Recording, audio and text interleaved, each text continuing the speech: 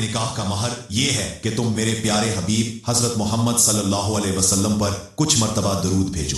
آدم علیہ السلام کا دل عشق سے بھر گیا۔ انہوں نے سر جھکا کر عرض کیا، لبیک یا ربی۔ پھر حضور صلی اللہ علیہ وسلم پر پورے خلوص کے ساتھ کئی مرتبہ درود پڑھا، اور یوں تعریف انسانیت کا پہلا اور سب سے پاک نکاح مکمل ہوا۔ اللہ تعالیٰ نے حضرت آدم اور حوا علیہ السلام کو خوشی اور سکون کے ساتھ جنت میں رہنے کی اجازت دی اور فرمایا، اے آدم سن لو، جنت کی ساری نعمتیں تم دونوں کے لیے ہے، جو چاہو کھاؤ پیو اور رحمتوں کا لطف اٹھاؤ، لیکن اس ایک درخت کے پاس مت جانا اور اس کے پھل کو کبھی مت کھانا۔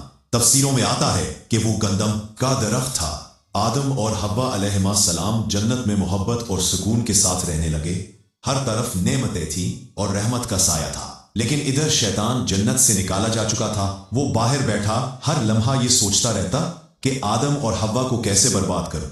اس نے اپنے پرانے علم اور چالیں یاد کی، وہ دعائیں اور عمل پڑھے جن سے وہ جنت کے دروازے کے قریب پہنچ سکتا تھا۔ آخر کار اس کی کوششیں کامیاب ہو گئیں۔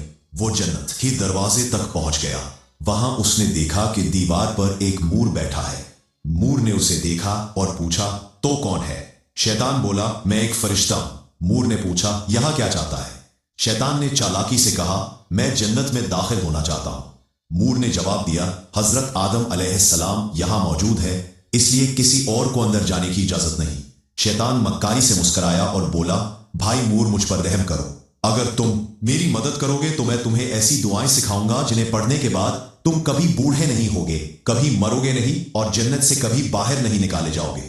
مور تھما جھجکا، مگر شیطان نے اپنی میٹھی آواز میں اس پر اثر ڈالنا شروع کیا۔ اس کی آواز میں ایسا جادو تھا کہ مور کا دل پگھل گیا اور وہ راضی ہو گیا۔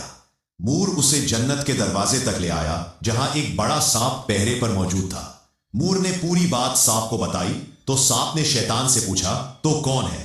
شیطان فوراً بولا، میں فرشتہ ہوں، عرش عظیم کے نیچے رہا کرتا تھا، وہیں میں نے ایک ایسا اسم اعظم سیکھا جسے پڑھو تو ہر مراد پوری ہو جاتی ہے۔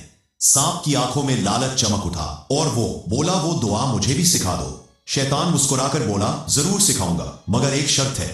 سانپ نے پوچھا، کون سی شرط؟ شیطان بولا، شرط یہ ہے کہ تم مجھے جنت کے اندر لے جاؤ۔